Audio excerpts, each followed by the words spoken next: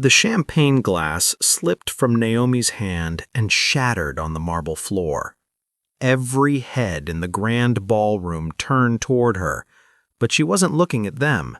She was staring at the bride, the beautiful Korean woman in the $10,000 wedding dress, walking down the aisle towards one of the most powerful men in the city.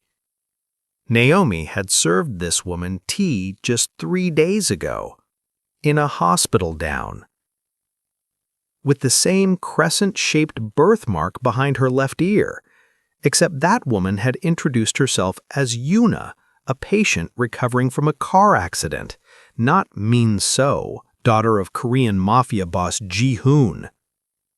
The bride's eyes locked with Naomi's across the room, and for just 1 second, pure terror flashed across that perfect face. That's when Naomi knew 3 things. 1. This bride was an imposter. 2. The real Min-so was in danger. 3. If Naomi stayed silent, an innocent woman would die. Her manager was already rushing toward her, furious about the broken glass.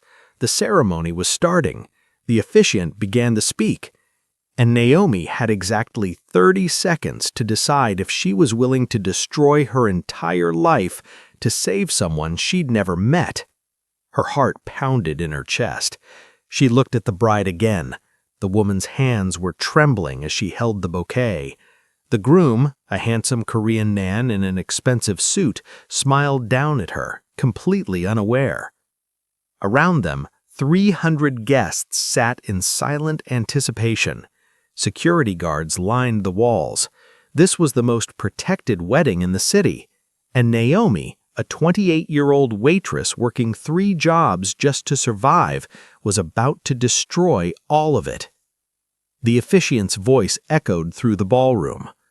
"If anyone has reason why these 2 should not be wed, speak now or forever hold your peace." Silence. Naomi's throat went dry. This was it, the last chance. She took a breath, and then she screamed at the top of her lungs, "Stop! That's not your wife!" Before we continue with Naomi's story, if you're enjoying this intense drama, please hit that like button and subscribe to our channel. Your support helps us bring you more captivating stories like this one. Now, let's see what happens next. The ballroom exploded into chaos. Guests jumped to their feet. Security guards rushed forward from every direction. The bride's face went white as a sheet. Within seconds, 4 men in black suits had Naomi surrounded, their hands on her arms, dragging her toward the exit. "Let me go," Naomi shouted. "That woman is not Min-so. The real bride has been kidnapped." Her manager appeared, face red with fury. "You're fired, Naomi. What the hell is wrong with you?" But Naomi kept her eyes locked on the bride. The woman was backing away from the altar, her hand pressed to her throat. Then a voice cut through the chaos like a knife. "Wait!" Every head turned. The groom, Kang Ji-hoon himself, stepped forward. He was in his early 40s, tall and intimidating, with cold eyes that had seen too much violence. This was a man who commanded respect through fear. "Bring her to me," he said quietly. The guards dragged Naomi forward. Ji-hoon studied her face with an expression that made her blood run cold. "You're the waitress from the hotel," he said. "I've seen you before." Naomi nodded, forcing herself to meet his gaze. "Yes, sir, and 3 days ago I served tea to a woman who looked exactly like your bride. She was in the hospital wing. She told me her name was Yuna." The bride let out a small gasp. Ji-hoon's eyes narrowed. "That's impossible. My daughter has been preparing for this wedding for months. She would never." Naomi interrupted, her voice shaking but determined. "She had a birthmark behind her left ear, crescent-shaped. I remembered it because she asked me to check if it was visible through her hair." Silence fell across the ballroom. Ji-hoon turned slowly to face his bride. "Show me your ear," he commanded.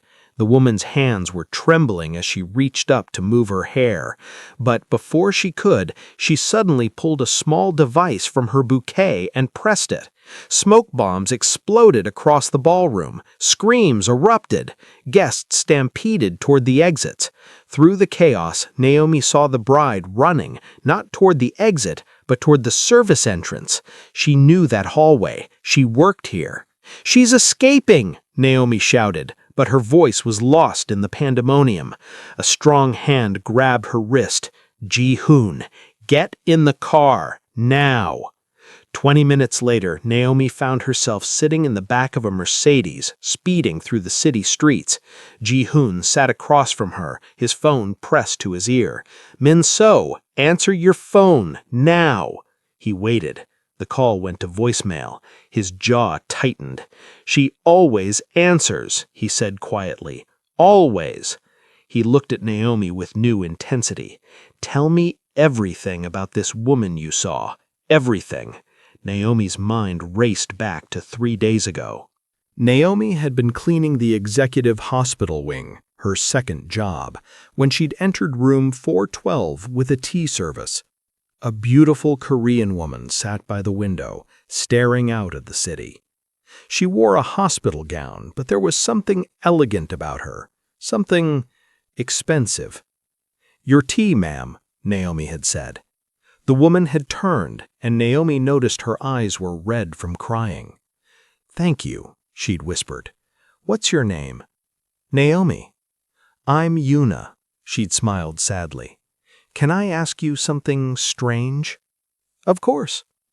"If you wanted to disappear forever, how would you do it?"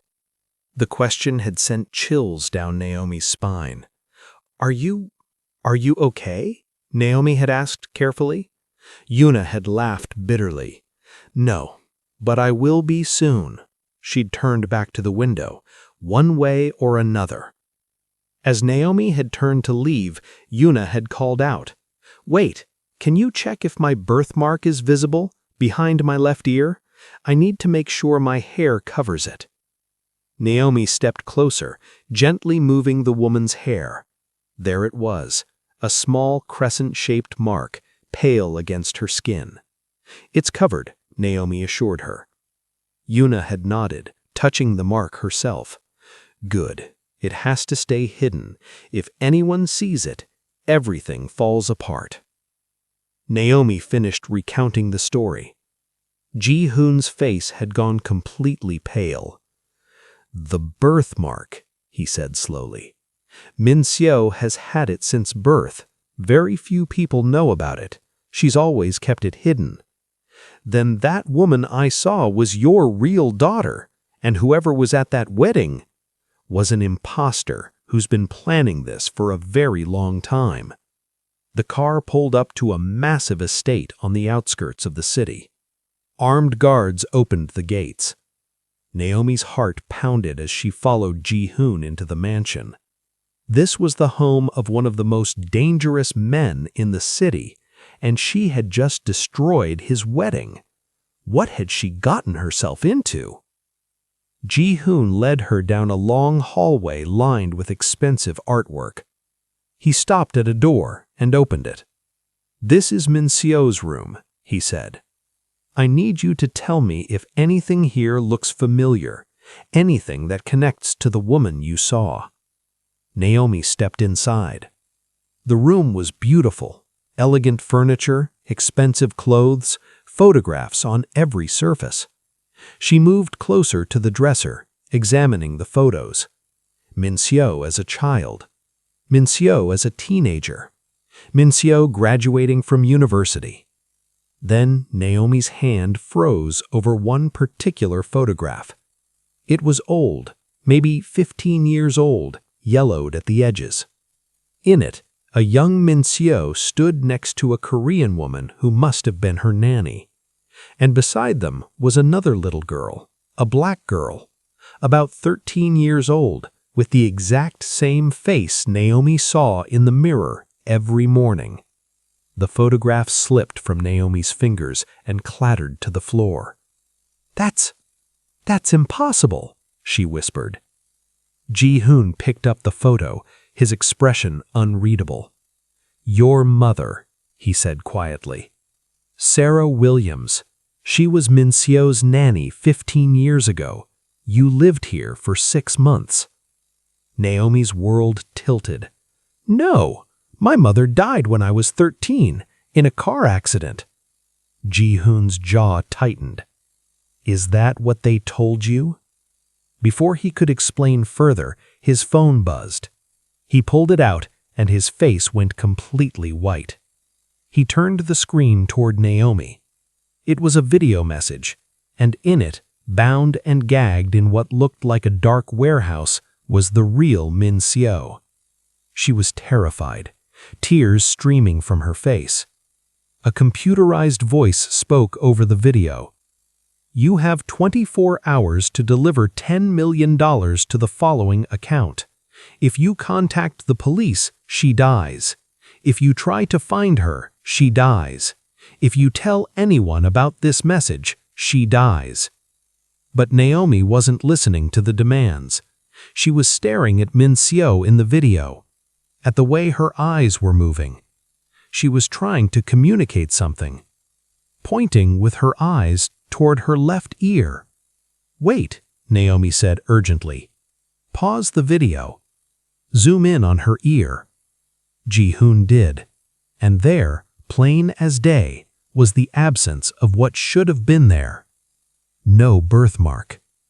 Naomi's blood ran cold.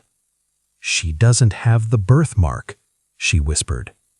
"Which means," Ji-hoon finished her sentence, his voice deadly quiet, "this isn't my daughter either." Light red lights flashed in the hallways. Ji-hoon's security team burst into the room, weapons drawn. "Sir, we have a breach at the south gate. Someone surrendering themselves. She says she needs to speak to Naomi Williams, alone." Naomi's heart stopped. "Who is it?" Ji-hoon demanded. The guard swallowed hard. "The bride, sir. The imposter from the wedding." Moments later, Naomi stood in Ji-hoon's office, watching through the security monitors as guards escorted a woman inside. She was still wearing the wedding dress, now torn and dirty. Her hands were raised in surrender, and her face, it was identical to the woman Naomi had seen in the hospital. "Why would she come back?" Naomi asked. Ji-hoon's expression was murderous. "Because she knows I'm going to kill her anyway. This way, she can negotiate." He moved toward the door, but the woman's voice came through the intercom. "I'm not here to negotiate. I'm here to warn Naomi. Tell her we have the same locket." Naomi's hand flew to her throat. Around her neck, she wore a silver locket that belonged to her mother. She'd tried to open it 1,000 times over the years, but it was sealed shut. "Let me talk to her," Naomi said. "Absolutely not," Ji-hoon began. "She came here for me, not you. If you want answers, you need to let me speak to her." After a long, tense silence, Ji-hoon nodded. 5 minutes. My men will be right outside. If she makes one wrong move, I understand." They brought the woman to a private room. Naomi sat down across from her, and for a long moment they just stared at each other. Up close, the resemblance was even striking. Same bone structure, same eyes, same everything. Except this woman's face had been surgically altered to look like Min Seo. "My name is Nia," the woman said softly. "Not Min Seo, not Yuna, Nia." She reached into her dress and pulled out a locket identical to Naomi's. With trembling fingers, she opened it. Inside was half of a photograph, torn down the middle. It showed a baby, a black baby. "Open yours," Nia whispered. Naomi's hands shook as she pulled out a small knife from her pocket. She'd been trying to open this locket for 15 years. She wedged it into the seal. It popped open. Inside was the other half of the photograph, another baby, identical to the first. Nia placed her locket next to Naomi's, and the two halves came together perfectly. 2 baby girls, twins. Naomi couldn't breathe. "No," she whispered. "No, this can't be." "We're sisters," Nia said, tearing her face. "We're separated when we were 2 years old. I don't remember you. I don't remember anything before they took me." "Who? Who took you?" Nia's voice broke. "The Park family. Ji-hoon's rivals. They found me in foster care when I was 7. They told me I was special, that I had a purpose." She gestured to her face, to the wedding dress. "This was my purpose, to destroy him." And then Nia began to tell her story. The images came in rapid flashes, memories that Nia shared in broken whispers. A 7-year-old girl in a cold facility, being trained in languages, etiquette, combat. You exist for one purpose, to destroy Kang Ji-hoon. Years of brutal preparation. At 16, surgeons altering her face to match Min-so's, operations that lasted hours, recovery that took months. Learning Min-so's mannerisms, her voice, her life story. Becoming someone else entirely. They showed me pictures of the real Min-so for years, taught me everything about her. By the time I was 20, I knew her better than she knew herself. "But why?" Naomi asked. "Why go through all of this?" "To infiltrate his family, to marry into his organization, and then, when the time was right, to destroy everything from the inside." Naomi felt sick. "So you were going to kill him?" "That was the plan." Nia looked down at her hands. "But then you stopped the wedding, and for the first time in my life, I felt relief." "Why?" "Because I can't do this anymore." Nia's voice cracked. "I can't kill his daughter. I can't kill you, and I can't let them kill you either." Naomi's blood ran cold. "Kill me? Why would they?" "Because you recognized me. You're a loose end now. The Park family doesn't leave loose ends." Before Naomi could respond, the door burst open. Ji-hoon stood there, gun in hand, rage burning in his eyes. "Enough talking," he said coldly. "Where is my daughter?" Nia met his gaze without flinching. "I don't know where she's being held. They never told me where they were keeping her. I was never supposed to know. If the plan went wrong, I couldn't give her location away even if I wanted to." Ji-hoon raised the gun, pointing it directly at her head. "Then you're useless to me." "Wait!" Naomi jumped up, stepping between them. "You can't!" "Move, Naomi. She's my sister." The words hung in the air. Ji-hoon's jaw tightened, but he didn't lower the gun. "She's a trained assassin sent to infiltrate my family. She's been lying to everyone for years." "She had no choice." Naomi's voice shook. "They've been controlling her since she was a child. She's just as much a victim as Min-so is." "I had a choice," Nia said quietly, "and I made it. Every day I chose to keep going. I chose to become this thing they wanted me to be." She looked at Ji-hoon. "But I couldn't pull the trigger when it mattered. That's why I'm here, because for the first time, I'm choosing something different." "And what exactly are you choosing?" Ji-hoon asked coldly. "To help you find Min-so, to help you stop the Park family, and to protect my sister." Ji-hoon stared at her for a long moment. Then he lowered the gun. "You said you don't know where Min-so is being held, but you must know something. Who's behind this? Who's pulling the strings?" Nia's face went pale. "They told me they were holding someone as leverage, someone important to me. If I didn't complete the mission, they would kill her." "Who?" Naomi asked gently. Nia's voice was barely a whisper. "Our mother." The room went silent. Naomi felt the ground shift beneath her feet.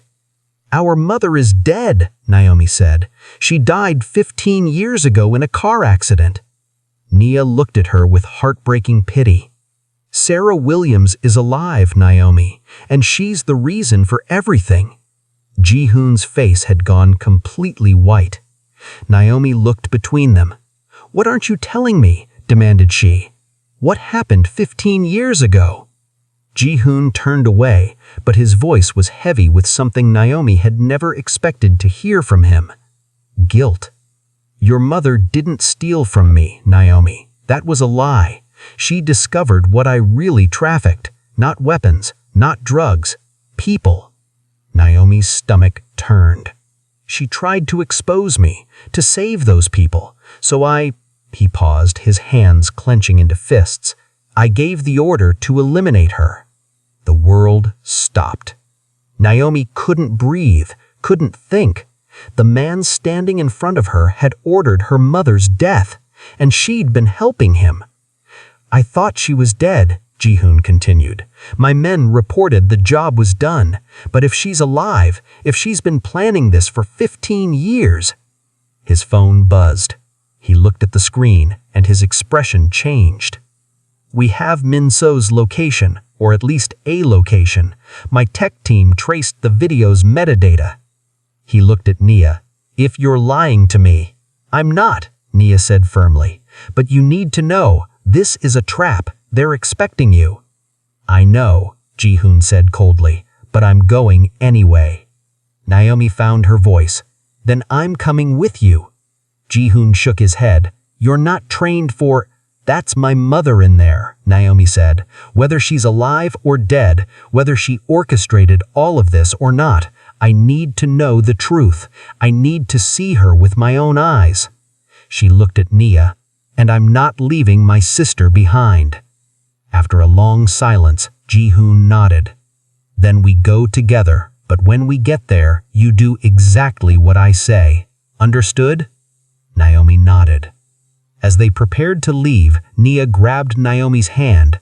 Whatever happens in that warehouse, she whispered, whatever we find out about Mom, I'm glad I found you. Naomi squeezed her hand back. Me too.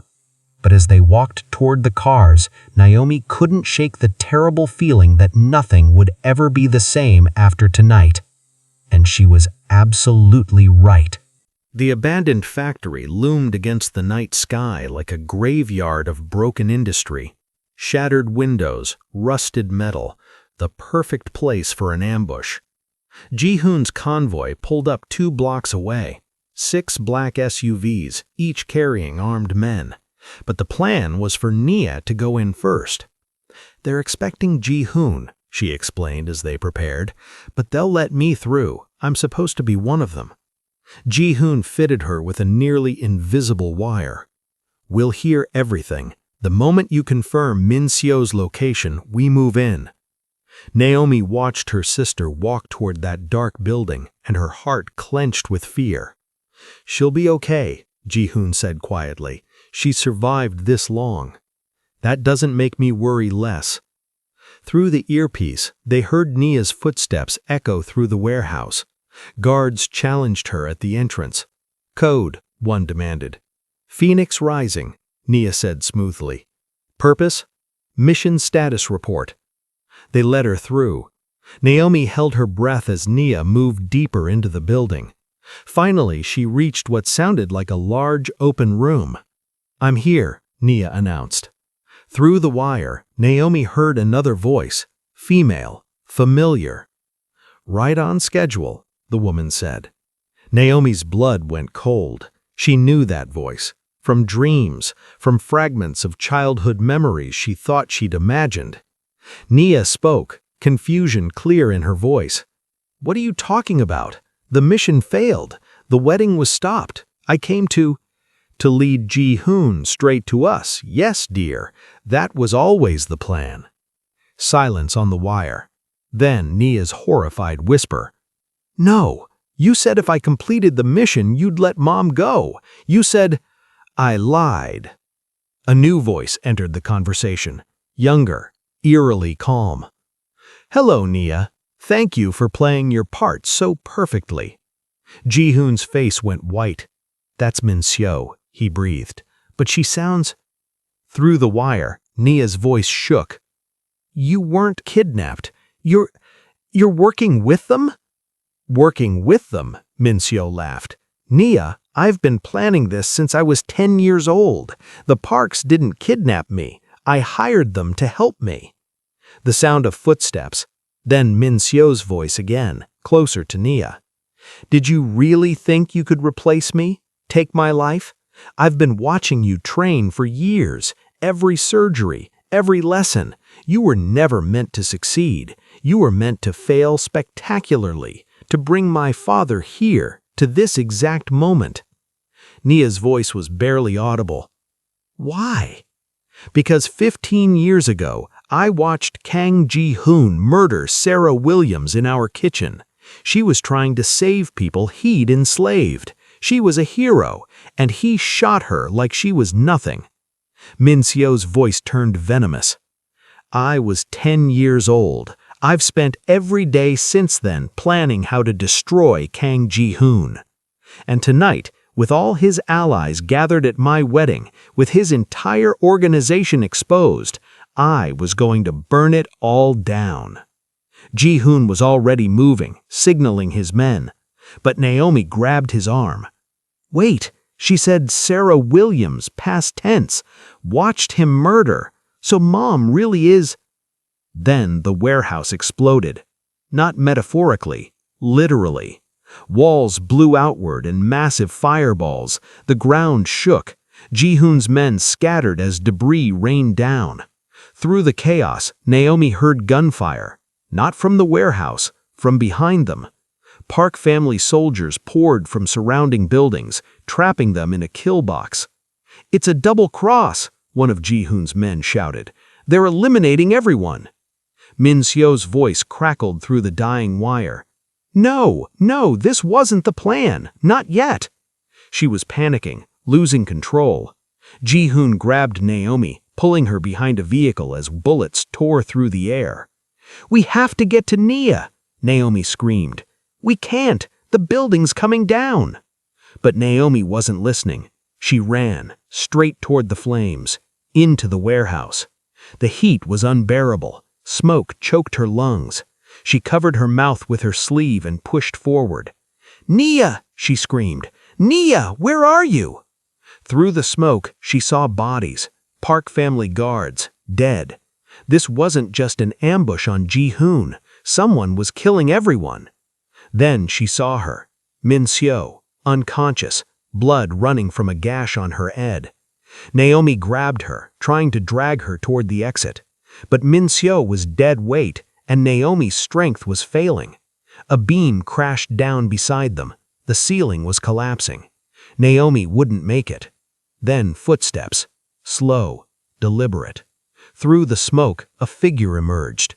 Nia, still in the torn wedding dress, blood on her face, gun in her hand. "Nia!" Naomi gasped with relief. "Help me get her out!" But Nia didn't move to help. She just stood there, tears streaming down her face. "I can't," she whispered. "What?" Nia raised the gun, pointed it at Naomi and Min-seo. "I'm sorry, Naomi. I'm so sorry. But they have our mother. If I don't kill you both, they'll execute her tonight." Naomi's world shattered. "Our mother," she whispered. "But you said—" "I lied. Or maybe they lied to me. I don't even know anymore. All I know is that Mom is alive, and if I don't do this, she dies." The gun trembled in Nia's hands.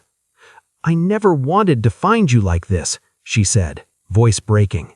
"I never wanted to—" Then a red laser dot appeared on the back of Nia's head. Ji-hoon had made it inside. His sniper had a clear shot. Naomi had 1 second, one impossible choice. Shout a warning and save the sister who was about to kill her, or stay silent and let Ji-hoon end this. Naomi's mouth opened. "Nia, down!" Nia dove to the side. The shot went wide. But in that moment of chaos, another voice cut through the smoke. A voice Naomi hadn't heard in 15 years. "Hello, daughters." The warehouse seemed to freeze. Even the flames seemed to quiet. Through the smoke and fire walked a woman, older than Naomi remembered, scarred from violence, but unmistakable. Sarah Williams, their mother, alive. Naomi couldn't breathe, couldn't think, couldn't process what she was seeing. "Mom?" she whispered. Sarah smiled, but it wasn't the warm smile Naomi remembered. It was cold, calculating. "My beautiful girls," she said. "Together, at last." Behind her, armed soldiers emerged from the shadows. Not Park family, not Ji-hoon's men, someone else's army entirely. Nia stared at her mother in horror. You were never a prisoner, were you?" Sarah laughed. "No, sweetheart. I've been free for 15 years. Free to build, to plan, to create something powerful enough to destroy the man who thought he could kill me." She looked past them, and her expression hardened. Ji-hoon stepped into view, gun raised. "Sarah," he said quietly, "I thought you killed me. You tried. Your men shot me 3 times and left me for dead, but I survived, barely, and I spent every day since then building the Park family into what it is now. All for this moment." Naomi's mind was reeling. You're the head of the Park family?" "I am the Park family," she corrected. "I built it from nothing, every piece, every player." She gestured to Nia. "I separated you girls intentionally, gave Naomi to foster care to keep her safe, kept Nia with me to raise as the perfect weapon." Nia was shaking, her voice barely audible. "You told me you were being held hostage, that I had to follow orders to save you." "And you did beautifully, sweetheart. You became everything I needed you to be." Sarah turned to Naomi. "And you, my clever girl, I made sure you were working at that exact hotel on that exact day, made sure you'd see Nia in the hospital wing, made sure you'd recognize her at the wedding." "Why?" Naomi demanded, tears streaming down her face. "Why manipulate us like this?" "Because I needed you to stop that wedding. I needed Ji-hoon's guard to drop. I needed him to trust you, to bring you into his home, to lead him here thinking he was rescuing his daughter."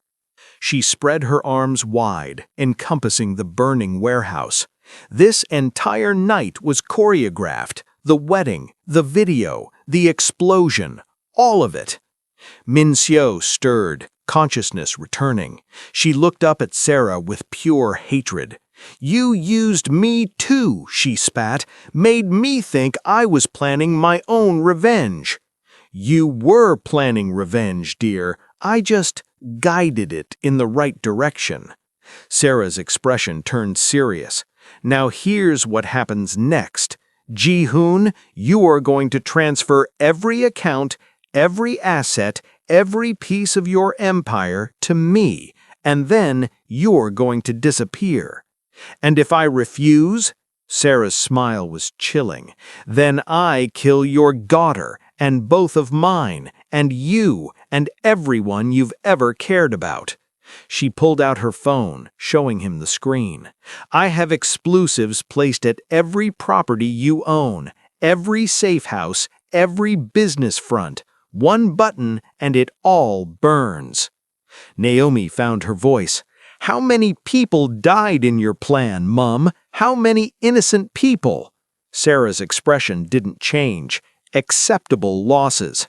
"Acceptable?" Naomi's voice rose. "You killed people. You manipulated your own daughters. You became exactly what you claim to hate." For the first time, something flickered across Sarah's face, something that might have been pain. "I did what I had to do to survive, to get strong enough to take him down." "By trafficking people yourself? By building the same kind of empire he built?" Sarah's jaw tightened. "I saved you, both of you, from him." "You didn't save us," Nia said quietly. "You used us. You turned me into a weapon. You made Naomi believe her mother was dead. You destroyed our chance at being a family." "We can still be a family," Sarah insisted. "Now, after this is done, we can finally be together." She held out her hand to them. "Help me finish this, both of you. Kill him, and we can start over." Naomi looked at Nia, at Ji-hoon, at Min-seo, at her mother, this stranger wearing her mother's face, and she made her choice. "No," she said firmly, "we're not killers. We're not like you." Sarah's expression hardened. "Then you're choosing him over your own mother?" "I'm choosing what's right," Naomi said, "something you stopped doing 15 years ago." She looked at Nia. "We don't have to be what she made us. We can choose something different." Nia stared at her sister for a long moment. Then slowly she lowered her gun and pointed it at Sarah instead. "No," Nia said, her voice steady for the first time. "I'm done being your weapon." Sarah's face twisted with rage. "Then they're both liabilities." She signaled her men. Park soldiers raised their weapons at the twins, but before anyone could fire, red laser dots appeared on everyone. Ji-hoon's backup had arrived, surrounding the warehouse, a Mexican standoff. Sarah grabbed Naomi, knife to her neck. "Let me walk out or she dies." Nia raised her gun at Sarah. "Let her go." Sarah tightened her grip. "Come with me, Nia, or watch your sister bleed." Naomi met Nia's eyes, and instead of begging, she said something that changed everything. "Don't. You don't owe her anything. You never did." Nia's tears streamed harder. "But she's our mother." "She stopped being our mother 15 years ago," Naomi said, "when she chose revenge over us." Sarah's grip tightened. "Stupid girl!" Naomi slammed her head back, broke Sarah's nose. Chaos erupted. Gunfire. Nia shot out the lights. In the darkness, Naomi and Nia escaped together, dragging Min-seo with them. Outside, dawn was breaking. Police sirens wailed. Min-seo regained consciousness, saw the devastation. Ji-hoon was in handcuffs. Min-seo's evidence had finally reached the authorities.